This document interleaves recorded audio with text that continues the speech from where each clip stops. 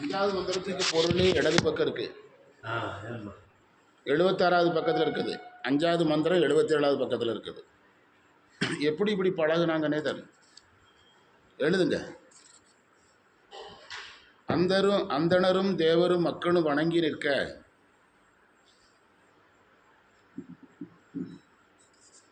அந்தணரும் தேவரும் மக்களும் வணங்கி நிற்க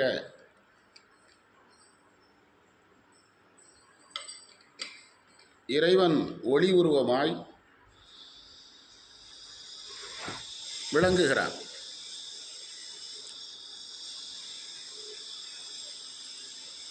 அம்மையுடன் இருக்கிறார். சுருண்ட கூந்தலுடைய அம்மையுடன் இருக்கிறார்.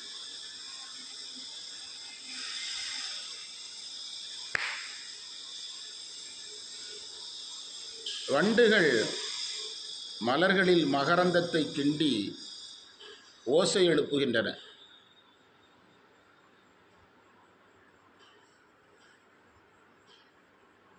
கூடலை ஆற்றூரில் எழுந்தருளிருக்கின்ற முதல்வன்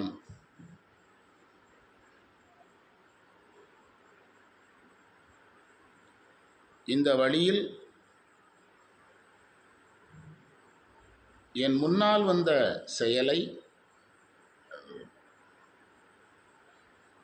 நான் அறியவில்லை, அறியாமல் இருந்தேன்.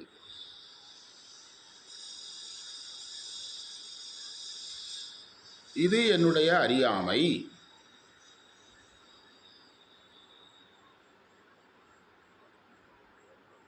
குறிப்புரை: ஒளி உருவம் என்பதற்கு லிங்கம்னு பொருள் சொல்லியிருக்காங்க.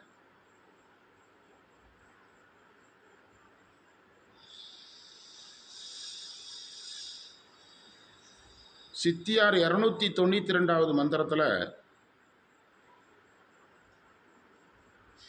வானிடத்தவரும் மண்மேல் வந்து அரணை அர்ச்சிப்பர், வானிடத்தவரும் மண்மேல் வந்து அரணை அர்ச்சிப்பர்ங்கிற உதாரணத்தை கொடுத்துருக்காங்க.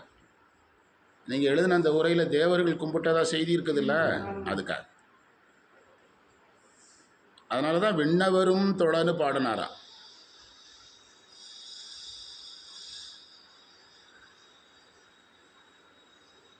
அந்தணர்கள் ஊசுரர் என்று அழைக்கப்படுவார்கள். ஊசுரர் என்றால் மண்ணில் வாழ்கின்ற தேவர்கள்.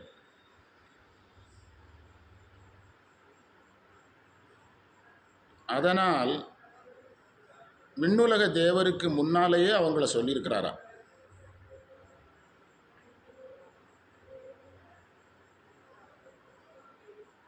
அதில் ஒரு குறிப்பு கொடுத்துருக்காங்க. அந்தணராக பிறந்து விடுவதனால் ஒருவர் மண்ணுலக தேவராக முடியாது.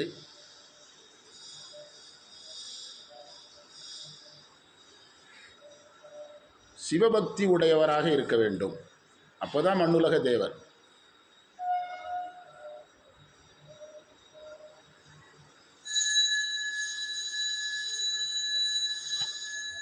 அதுதான் செம்மை வேதியர் என்று சொல்லப்படுறாங்க. ஞானசம்பந்தர் சொல்றார், செம்மை வேதியர் 3ஆம் திருமுறையில் 22வது பதிகத்தில் 2வது மந்திரத்தில் 3:22 வேதியர் விண்ணவரும் மன்னவரும் தொழ சோதியது உருவாகி சுரிகுழல் உமையோடும் கோதிய வண்டரையும் கூடலை ஆற்றில் ஆதி வழிபோந்த அதிசயம் அறியேனே. விளக்கம் எழுதலாம். அந்தணர் தேவர் நில உலகத்தவர்கள் எல்லோராலும் இறைவன் வழிபடப்படுவதை சுந்தரர் இங்கு கூறுகிறார்.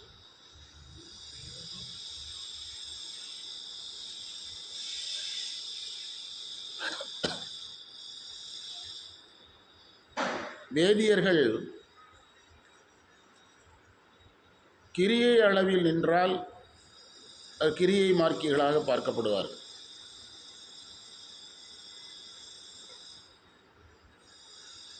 அதையும் கடந்து தெய்வச் சைக்கிளார் சொல்வது போல சிவாச்சாரியார்கள் போல அல்லது தில்லைவாழ் அந்தணர்கள் போல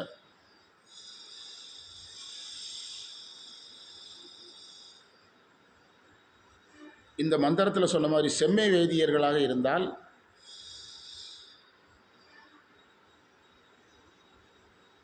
அவர்கள் யோகம் ஞான மார்க்கிகளாக பார்க்கப்படுவார். பெரும்பாலும் வேதியர்கள் என்ன மார்க்கி தான்? கிரியா மார்க்கி தான். இப்போது நீங்கள் வேதியர்களை பூவுலக தேவர்னு சொல்லலாங்கிறோம். தேவர்களுக்கு நம்ம தேவர்களுடைய குறை எதுன்னு சொல்கிறோம்? வாழ்த்துவதும் தாம் வாழ்வான்.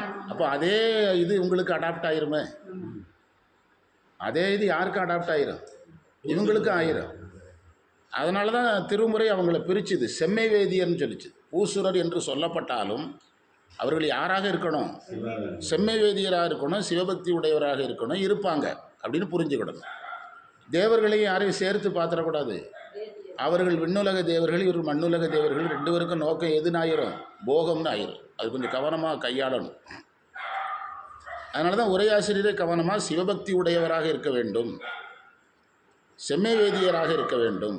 இல்லை என்றால் அவர்களுக்கு யாருக்கும் வேற்றுமை இல்லாமல் போயிடும், தேவர்களுக்கு வேற்றுமை. சோதியது உரு என்பதை சிவலிங்கம்னு பொருள் சொல்லியிருக்காங்க.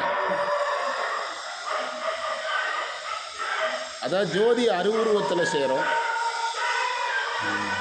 ஜோதி அருவுருவம், சிவலிங்கமும் அருவுருவம். சிவலிங்கமே நமக்கு சதாசிவம்.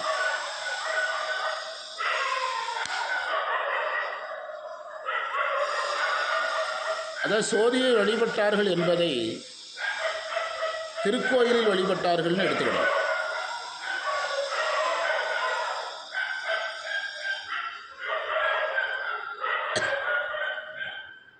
அம்மையோடு வழிபட்டார்கள் என்பதை அருள் பெறுவதற்காக வழிபட்டார்கள் எடுத்துக்கிடணும்.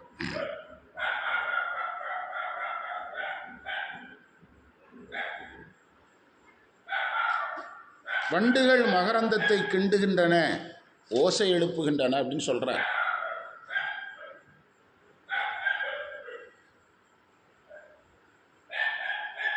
வண்டுகள் தேன் சாப்பிட்ட குறிப்பு இல்லை. வண்டுகள் தேன் சாப்பிட்ட குறிப்பு இருக்குதா? இல்லை. எதைத்தான் கிண்டுது? மகரந்தத்தை தான் கிண்டுது. வண்டுகள் தேன் சாப்பிட்றதுக்கு என்ன போகாதனால தான் அறையும் அறையுங்கிறார். அறையும்னா ஒலிக்கும்னு அர்த்தம். இந்த வண்டை கொண்டு மேலே இருக்கிற 3 பேர் மேலேயும் பொருத்தலாம். இந்த வண்டு நிலையில் தான் வேதியர், வண்டு நிலையில் தான் தேவர், வண்டு நிலையில் தான் மண்ணுலக மக்கள். இதில் சிவனடியார்கள் யாருமே வரல. இல்லை சிவனடியார்களோ அடியார்களோ. ஆமாம் ஆமாம். அதாவது இதில் உங்களுக்கு அந்த அடிமை பண்புடையவர்கள் யாரையும் அவர் என்ன செய்யலை, இன்னும் கொண்டு வரல, மறந்துடக்கூடாது. வண்டு நிலையில் வேதியர்கள் இருக்கிறார்கள், இன்னும் பேரின்ப நிலைக்கு போகலை. அதை எழுதிக்கிடணும். வண்டு நிலையில் தேவர்கள் இருக்கிறார்கள், பேரின்ப நிலைக்கு போகலை. வண்டு அதை மன்னவர்னார், அடியார்னு சொல்லாமல் யாருன்னாரு? நீங்கள் பெரிய புராணத்தில் நாயன்மார்கள் ஒரு தலத்துக்கு செல்லும்போது வரவேற்றவர்களை அடியார்களை தனியாக சொல்லுவார், ஊர்க்காரங்களை தனியாக சொல்லுவார். இந்த மன்னவருங்கிறது யாருன்னா ஊர்க்காரங்க. வள்ளலாருடைய வார்த்தையில் உலகியல் இருப்பார். என்ன உடையவர்கள்? பற்றுடையவர்கள். இந்த மந்திரத்தில் யாரே இல்லை. அடிமை பண்புடைய சிவனடியார்களை அவர் எடுத்து என்ன செய்யவில்லை, பேசவில்லை. வேதியர்கள் சிவபக்தி உடையவர்களாக இருப்பார்கள், செம்மை வேதியர்களாக இருப்பார்கள். அவங்களுக்கு மட்டும் வேணால் அதில் விதிவிலக்காக என்ன செய்யும், வரும். தேவர்களுக்கு பேரின்ப நிலை கிடையாது, மன்னவர்களுக்கும் கிடையாது. அடியாரானால் தான் உண்டு. வேதியர்கள் 2 நிலையில் இருப்பாங்கன்னு முதல்ல சொல்லிட்டேன். கிரியையில் நின்று கொள்ளுபவர்களும் இருக்கிறார்கள், தில்லைவாழ் அந்தணர்கள் போல, சிவாச்சாரியார்கள் போல. எதை கடக்கிறவங்களும் இருக்காங்க, யோக ஞானத்துக்கு போகிறவங்களும் இருக்கிறார்கள். அவங்களுக்கு மட்டும் கொஞ்சம் இது பொருந்தும். மற்ற செய்தியெல்லாம் ஏற்கனவே வந்த மந்திரத்தில் உள்ள செய்தி தான். இறைவன் இந்த வழி போனதை நான் அறியவில்லை என்பதை நம்ம சித்தாந்த அடிப்படையில் 3 பிரமாணத்தோடு கொடுத்தோம். அருளை முன்னிறுத்தி நாம் பின்னால் போகணும். இந்த மந்திரம் நமக்கு சொல்கிற செய்தி அதுதான். எது முன்னால் போகணும்? அருள் முன்னால் போகணும், நாம் பின்னால் போகணும். ஆமாம், அதனால தான் ஜோதியும் சொல்கிறாரு. தீப்பந்தம் வைத்திருப்பவனுக்கு பின்னால் போனால்தான் அந்த தீப்பந்தத்தினுடைய ஒளியை நாம் என்ன செய்ய முடியும், அனுபவிக்க முடியும். பக்குவம் வராத வரை ஆன்மா அருளை முந்தோம். பக்குவம் வந்த பிறகு அருளை முன்னிறுத்தோம். அருளை முன்னிறுத்தோம். இப்போ நாம் இந்த மேடை கிடச்சிது, மேடையில் போய் நம்ம ஆட்டமாக போட்டோம். நம்ம நம்ம எந்த அளவுக்கு ஒதுங்க முடியுமோ அந்த அளவுக்கு தான் என்ன செய்கிறோம், ஒதுங்குறோம். கேமராக்காரன் என்னை கூப்பிட்டு, அவர் நீங்கள் அதில் நிற்காதீங்க, பின்னால் இருக்கிறத மறைக்குது, நானாக போய் நிற்கிறவன். அவர் அங்கே தான் நிற்க சொல்கிறாரு. அவர் இவனுக்கு தெரியாது, கேமராக்காரனுக்கு அந்த விசில் ஊதுறது ரெக்கார்டாகி அங்கே போகணும், டைமுக்கு விசில் ஊதுனாங்கன்னு. கேமராக்காரனுக்கு அது தெரியாதுல்ல. நான் அவனை திட்டிவிட்டேன், நானாக போய் நிற்கிறேன், அவர் நிற்க சொல்கிறாரு, நான் நிற்கிறேன் அப்படின்னு.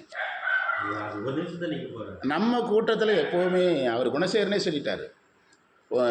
ராஜ் டிவியில் நியூஸ் வந்திருக்கு பார்த்தீங்களா? ராஜ் டிவியில் நியூஸ் வந்திருக்கு. குணசேகரனே சொல்லிட்டார், உங்கள் ஆட்களே ஒரு தனி தன்மையோட இயல்பாக இருக்கிறாங்க, நீங்களும் அப்படி தான் இருக்கிறீங்க அப்படின்னாரு. அதுதான் நான் சொல்கிறேன். ஆமாம், அவங்க கும்பின மாதிரி நாம் யாரும் கும்பலையா? ஆமாம்,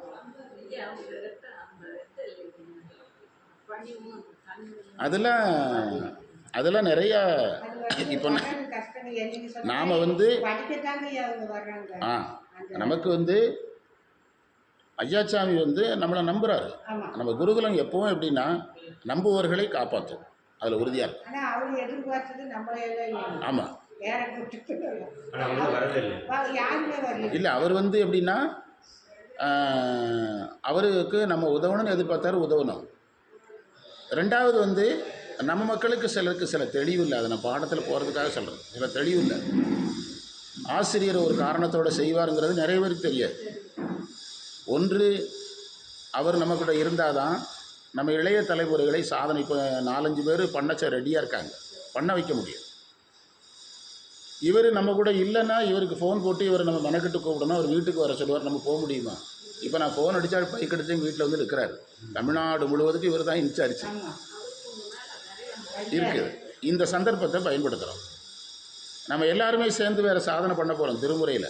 அது என்னங்கிறத ரகசியமாக வச்சுருக்குறோம், ஏன்னா அது வேறு யாரும் அதேமாரி பண்ணிடுவாங்க. நம்ம எல்லாருமே சேர்ந்து பண்ண போகிறோம், மிக குறைந்த கட்டணத்தில்.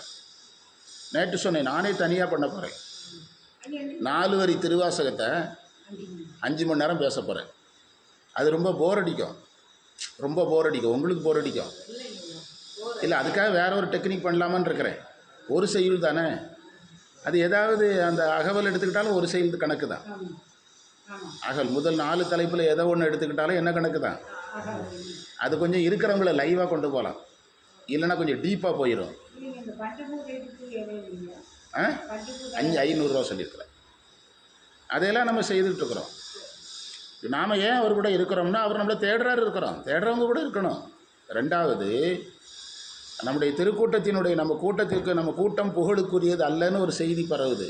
இல்லை, நாங்கள் புகழுக்கு உரியவங்க தான், நாங்கள் போனால் எங்களை வரவேற்க எத்தனை பேர் ரெடியாக இருக்காங்க, 300-400 பேர் ரெடியாக இருக்காங்க அப்படின்னு நீங்கள் தானே காட்டணும்.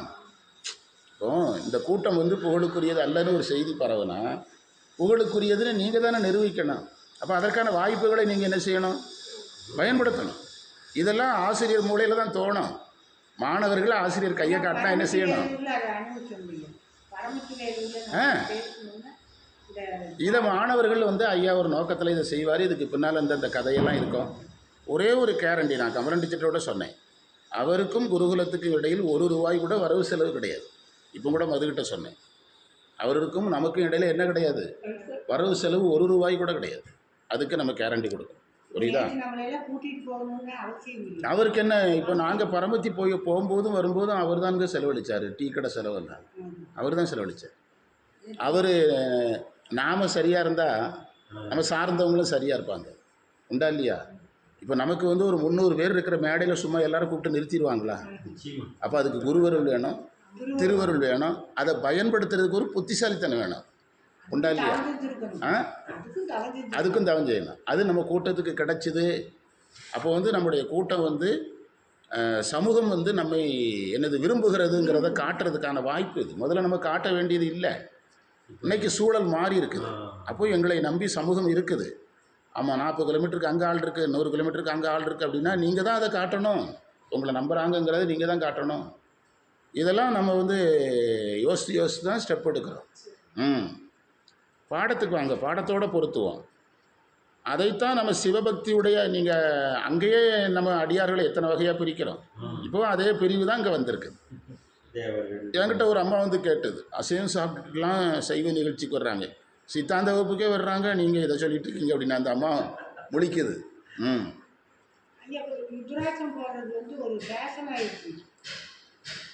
அதாவது உங்களுக்கு வந்து ஞான மார்க்கத்துக்குள்ளே வர வர தான் அது மேலே பயம் வரும். அது வரைக்கும் அதனுடைய இது நிறைய போட்டுன்றது வந்து ரொம்ப சிம்பிளாக ஒன்று தெரிஞ்சிடுங்க. சைவத்தில் வேடம் ஈஸி, வேடத்துக்கு ஏற்றபடி வாழ்கிறது கஷ்டம். புரியுதா? வேடம் ஈஸி. முத்தநாதன் 10 நிமிஷத்தில் வேடம் போட்டான். புரியுதா? ஆமாம் ஆமாம். ஆனால் நான் என்ன சொல்கிறேன், வேடம் போட்டவங்கெல்லாம் முத்தநாதன் நான் சொல்ல வரல, வேடம் ஈஸின்னு சொல்ல வந்து. வேடத்துக்கு ஏற்றபடி ஒவ்வொரு ருத்ராட்சிக்கும் ஒரு வேல்யூ இருக்குது. 50 ருத்ராட்சம் போட்டால் அந்த 50 ருத்ராட்சத்துக்கான வாழ்க்கை வாழணும். ஒவ்வொரு ருத்ராட்சத்துக்கும் ஒரு வேல்யூ இருக்குது. என்ன சொல்கிறீங்க? எப்படி போலீஸ் அதிகாரிக்கு ஒரு ஸ்டார் வந்தால் ஒரு வேல்யூ இருக்குல்ல, அந்த ஸ்டார், அந்த ஒன்றுக்காக ஸ்டாருக்கு எவ்வளோ வேல்யூனா இதுக்கு எவ்வளோ வேல்யூ, அது தெரிஞ்சுதுன்னா முக்கியம். அதைத்தான் இப்போ இந்த காவலருடைய வேல்யூ அந்த ஸ்டாரை வச்சு தானே கண்டுபிடிக்கிறாங்க. அது ஒரு மெட்டல் தானே, ஒரு உலோகம்தான். அதில் இருக்கிற அந்த எழுத்துக்களுக்கு தான் மதிப்பு, அந்த உலோகத்துக்கு மதிப்பு இல்லை. ஆனால் இது அப்படி கிடையாது. யாருடைய? சிவபெருமானுடைய கண்ணீருங்கிறாங்க. எதை? ருத்ராட்சி. அதைத்தான் மூணா பிரித்தார், வேதியர், விண்ணவர், மன்னவர். ஆனால் இந்த மந்திரத்தில் வெளிப்படையாக சுந்தரர் அடிமை பண்புடைய யாரையும் என்ன செய்யவில்லை, பேசவில்லை. வெளிப்படையாக பேசலை. பேசியதாக எடுக்கணும்னா யாருக்கு மட்டும் எடுக்கலாம்? வேதியர்களுக்கு மட்டும் எடுத்துக்கலாம். ஏன்னா நம்ம அந்தணர்கள் மேலே நம்ம அவ்வளோ மதிப்பு வச்சுருக்கிறதுனால அவர்களுக்கு மட்டும் எடுக்கலாம். அடுத்த மந்திரத்துக்கு போகலாம். 7வது மந்திரம். 7வது மந்திரத்துக்கான பொருள் எடுங்க. சந்திரனையும் நாகத்தையும் சடையில் அணிந்தவன் இறைவன்.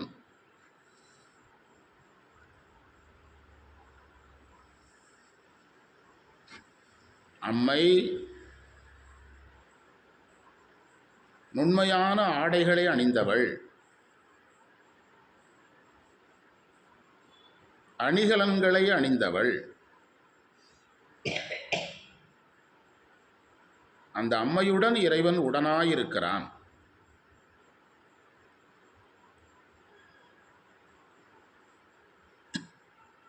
சோலைகளை உடைய திரு கூடலை ஆற்றூரில் எழுந்தருளிருக்கின்ற அழகன்.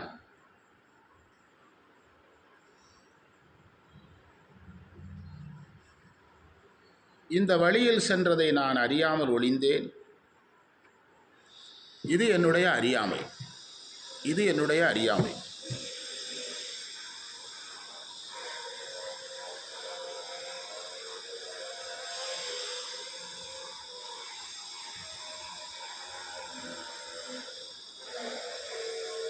குறிப்புரை: மதிசூடியது சிவனின் பண்பு.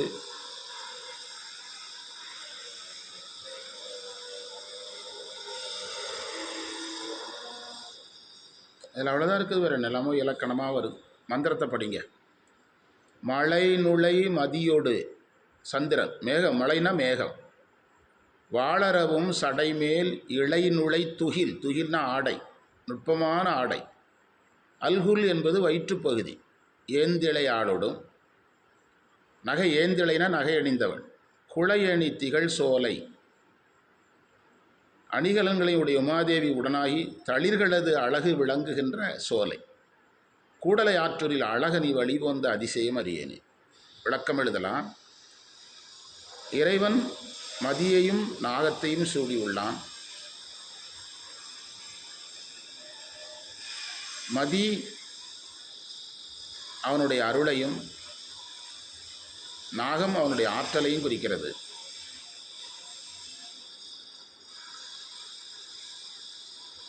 பெரும்பாலும் திருப்பாடல் தோறும் அம்மை வருகிறது.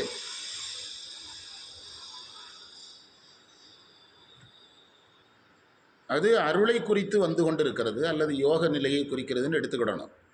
அம்மை அதிகமாக வந்தால் யோக நிலை, சிவன் அதிகமாக வந்தால் போக நிலை, அப்படி எடுத்துக்கணும். அப்படி பிரிச்சுக்கிட்டா தான் புரியும். யோக நிலை என்று எடுத்துக்கணும். யோக நிலைன்னு எடுக்கிறதுக்கு உங்களுக்கு ஒரு தடையும் கிடையாது. ஆசிரியர் என்ன மாதிரிக்கு யோக மாதிரிக்கு யார் கேட்குறா உங்களை யோக நிலைன்னு எடுத்தா என்று ஆமாம், யோகாம்பிகை தானே. ஒரு சோலைகள் சோலைகள் வளம் வந்து நீர்வளத்தை குறிக்கிறது. நீர்வளம் சலம்பூவுக்கு தடையின்மையை குறிக்கிறது. அதாவது சரியகிரியைக்கான சாதனங்கள் இருப்பை குறிக்கிறது.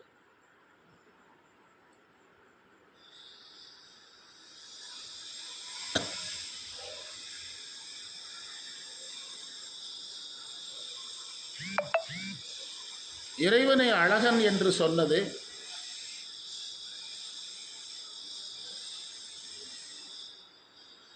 இறைவனுடைய அருள் திருமேனியை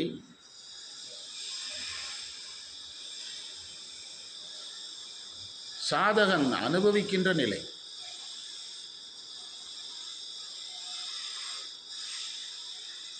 அந்த திருவாவடுதுறை ஆதீன புக்கில் ஒரு வற்றா கருணை திருநோக்கும்னு ஒரு பாட்டு வரும். திருவாவடுதுறை ஆதீன பாட்டு, நமச்சிவாய மூர்த்தி. வற்றா கருணை திருநோக்கும், அது எதை குறிக்குதுன்னா நமச்சிவாய மூர்த்திகளுடைய திருமேனியை அனுபவிக்கிறது. அனுபவிக்கும் போது தான் அழகு. அழகன் என்பது சிவனை அனுபவிக்கின்ற நிலை. அதையே நீங்கள் திருமூலர் வாக்கில் சொல்கிறாங்க, தெளிவு குருவின் திருமேனி காண்டல். அதுக்குள்ள இன்னொரு ஸ்டெப் வச்சிங்கன்னா, திருமேனி காண்பதற்கு என்ன வேணும்? தெளிவு குருவின் திருமேனி காண்டல். தெளிவு வேணும். திருமேனி காண்பதற்கு தெளிவு வேணும். அப்படியே ஸ்டெப்பாக பின்னோக்கி போனால் கூர்மையாகும், முன்னோக்கி வந்தால் பருமையாகும். இதுதான் பாடம். அழகன் என்பது இறைவன் திருமேனியை அனுபவித்தல். இறைவன் திருமேனியை அனுபவிப்பது என்பது ஒரு முதிர்ந்த நிலை. தெளிவு நிலையில் தான் இறைவன் திருமேனியை அனுபவிக்க முடியும்.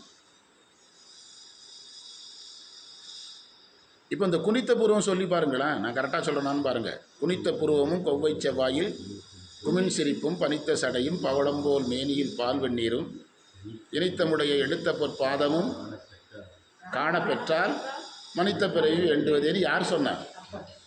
அந்த இடத்த தான் நான் பேசிகிட்டு இருக்கிறேன்.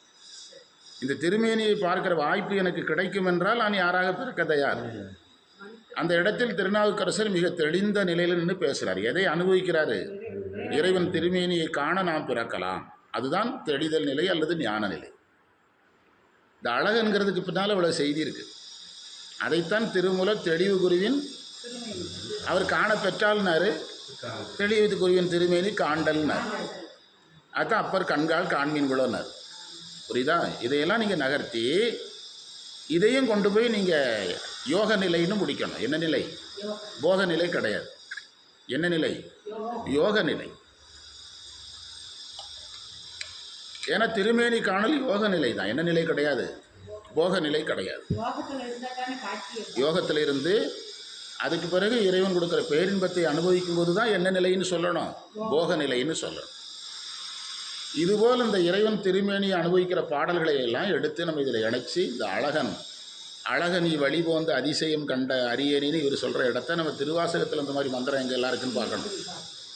எடுத்தோம்னா இதில் இணைச்சி படிக்கும்போது ஐடியா கிடைக்கும். இறைவனை அழகனாக அனுபவிப்பது பேரின்ப நிலை அல்ல. என்ன நிலை? யோக நிலை. யோக நிலை. அந்த யோக நிலைங்கிறதுனால தான் திருநாவுக்கரசர் நான் மனுஷனாக வந்து பார்க்குறேங்கிறார். இல்லைன்னா அவர் ஞான நிலையில் நின்று அதை அனுபவிச்சிருந்தாச்சுன்னா எங்கே பார்த்துக்கிட்டேன் பாரு. புரிஞ்சிட்டா உங்களுக்கு? நான் இந்த கால்கையோட இறைவனை நடராஜரோட ஒடுக்கையோட அவரை வந்து அந்த நடன கோலத்தில் நான் பார்க்கணும். அப்போ அது யோக நிலை தான். ஒரு யோக நிலை.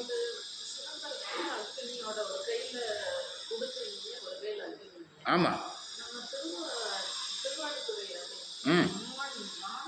மான் வச்சுருக்கிற சில இதில் அப்படி இருக்கும். ஆமாம், கை இப்படி இருக்கும், அது மேலே மான் இருக்கும். ஆமாம், அந்த மாதிரி இருக்கும்.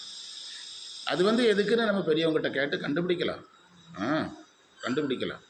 பொதுவாக வந்து நான் சிவன் கையில் மான் இருக்கும், அங்கே நடராஜர் கையில் இருக்குது. அவ்வளோதான் வித்தியாசம். இவ்வாறு இதை நாம் அனுபவிக்கணும். அட்டமூர்த்தி திருவாசகம் எடுத்தாச்சு ஒரு வரி. அட்டமூர்த்தி அழகன். அங்கே அழகன் ஏன் சொன்னார்? அட்டமூர்த்தத்தை யாரா பார்த்தா அழகன்? சிவனா பார்த்தா அழகன். அட்டமூர்த்தம் என்பது பஞ்சபூதம், சூரியன், சந்திரன், ஆன்மா, இவற்றை நாம் சிவமாக போது இறைவனை நாம் அழகனாக பார்க்கணும். அடுத்த பாடப்பகுதிக்கு போகலாம்.